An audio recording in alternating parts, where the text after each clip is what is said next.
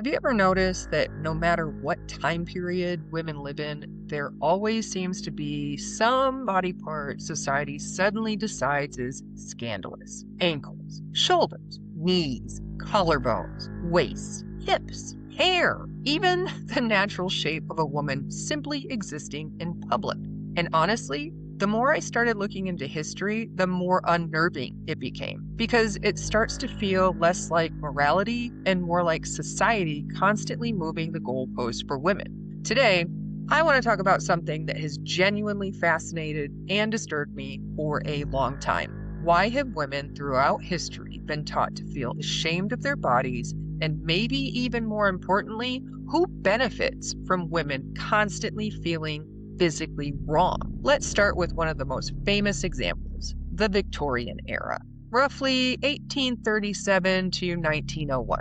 This period is often remembered as deeply conservative, heavily moralized, and obsessed with controlling appearances, especially women's appearances. Now, one of the stories people love talking about is the idea that Victorian men were scandalized by ankles. And while history sometimes exaggerates that idea a little, there's still truth buried underneath it. Women's clothing during the Victoria era was designed to conceal almost everything. Long skirts, high collars, corsets, layers upon layers of fabric. A glimpse of a woman's ankle could genuinely be considered provocative, depending on the social setting. Think about that for a second. An ankle, not nudity, not lingerie, an ankle. And what fascinates me is not simply that society has had strict standards, every society does in some form. What fascinates me is how arbitrary those standards become, because an ankle is not inherently sexual. Society decided it was, and once society decides something is taboo, women suddenly become responsible for managing everyone else's reactions to it. That pattern repeats constantly throughout history. Victorian women also lived under enormous pressure regarding body shape. Tiny waists became a status symbol. Corsets were tightened to dangerous extremes. And while modern media sometimes exaggerates women fainting constantly, tight lacing absolutely could cause breathing problems, digestive issues, compressed ribs, chronic discomfort. And what's eerie is how normalized it became. Pain became part of the beauty. Women were expected to physically reshape themselves to fit cultural expectations, and honestly, have we really stopped doing that? Because now we have cosmetic surgery, extreme dieting, impossible beauty filters, waist trainers, injectables, endless anti-aging products. The methods changed, but the pressure didn't. Now here's where things become even more psychologically strange. For much of history, especially before the 20th century, fuller bodies in women were often considered beautiful, not because society was magically more enlightened, but because body size represented wealth, fertility, and survival. If you look at Renaissance paintings from 1400s and 1500s, women celebrated in art were often soft, curvy, and visibly well-fed. Artists like Rubens in the 1600s became famous for painting fuller-bodied women. In fact, the term Rubenesque literally comes from this. Having body fat often suggested access to food, health, status, fertility, luxury. Thinness, historically, was sometimes associated with poverty or illness. That completely flips modern beauty standards. And that raises an uncomfortable question. If beauty standards can reverse this dramatically over time, how natural are they really? Then we move into the 1920s, the flapper era. This is where things become really interesting. After World War I, women's fashion shifted dramatically. Hemlines rose, hair became shorter, corsets loosened, women smoked publicly, danced publicly, drank publicly, and suddenly knees became scandalous. Flappers exposed their knees while dancing. Again, knees. Entire moral panics formed around this. People genuinely believed modern society was collapsing because women were showing their legs. And the ideal body also changed. Curves became less fashionable. The ideal flapper silhouette was slim, youthful, almost boyish. Women bound their chests, straight lines became fashionable, and this is one of the earliest periods where we really begin seeing modern mass media beauty pressure taking shape. Magazines, advertisements, Hollywood. Suddenly, millions of women were comparing themselves to one idolized body type. And honestly, I don't think society fully understands the psychological damage that began there. Now, fast forward to the 1950s. Marilyn Monroe becomes one of the biggest beauty icons in history. And despite how modern media portrays her, Marilyn Monroe was not ultra thin. She had curves, softness, shape, and she was considered breathtaking. But by the 1960s, the ideal shifted again. Twiggy exploded onto the fashion scene. Tiny frame, extremely thin silhouette, large eyes, youthful appearance. And suddenly the fashion industry began aggressively promoting thinness as the ideal.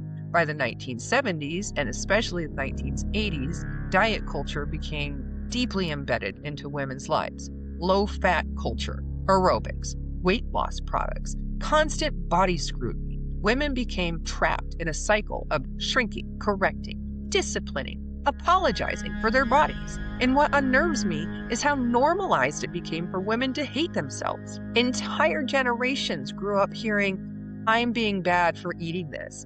I need to lose weight. I hate my thighs. I can't wear that."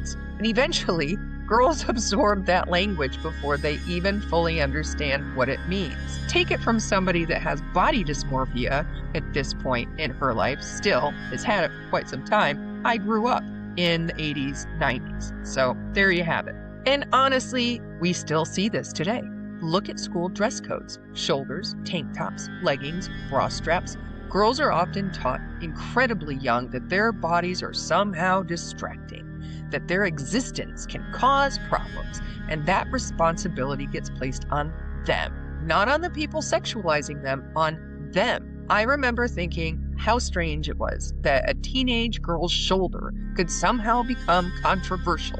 Again, a shoulder, not nudity, not explicit content, a shoulder. And it follows the same historical pattern we've seen for centuries. Society identifies a random body part, labels it as distracting or immoral, and then teaches women they must regulate themselves accordingly. That's psychologically powerful, especially for young girls still forming their identity.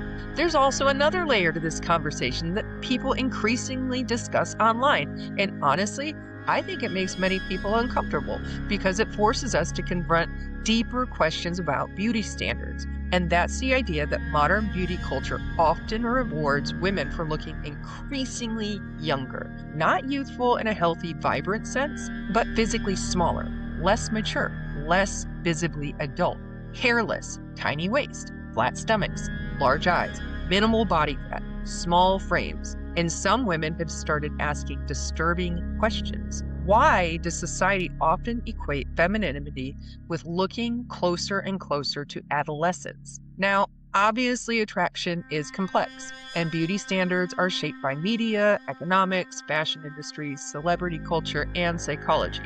But I think many people became increasingly unsettled after conversations surrounding Jeffrey Epstein and the broader cultural discussions about exploitation, youth obsession, and the normalization of extremely young-looking beauty ideals, because it forced society to confront something uncomfortable.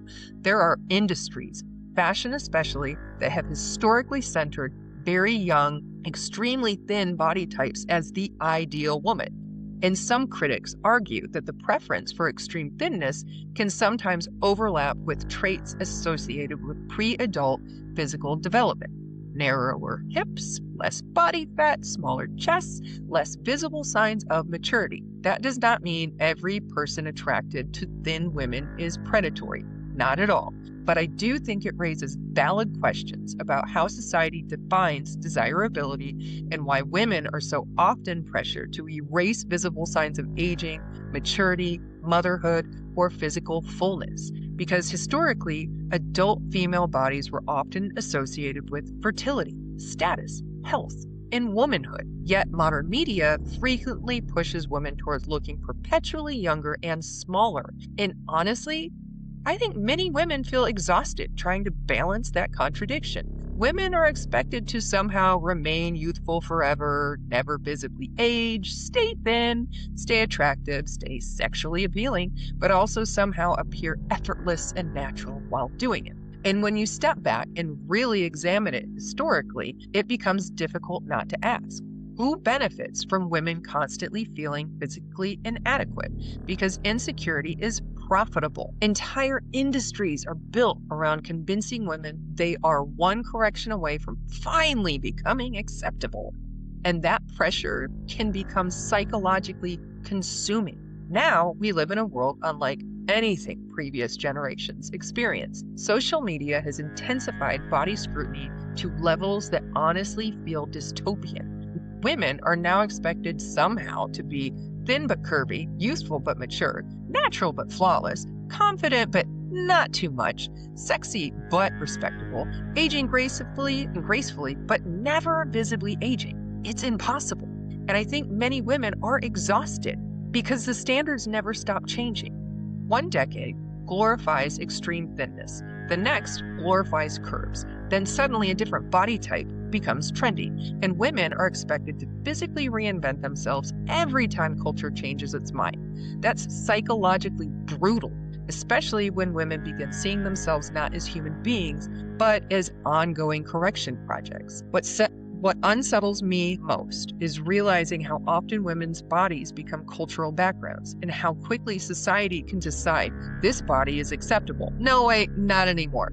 And when you zoom out historically, it starts to feel absurd. Ankles, knees, collarbones, waist, weight, hair, skin, age. At what point do we ask, who taught women to spend so much of their lives apologizing for existing physically? Because honestly, women's bodies are not trends, and women are not mannequins designed to match whatever decade happens to find attractive.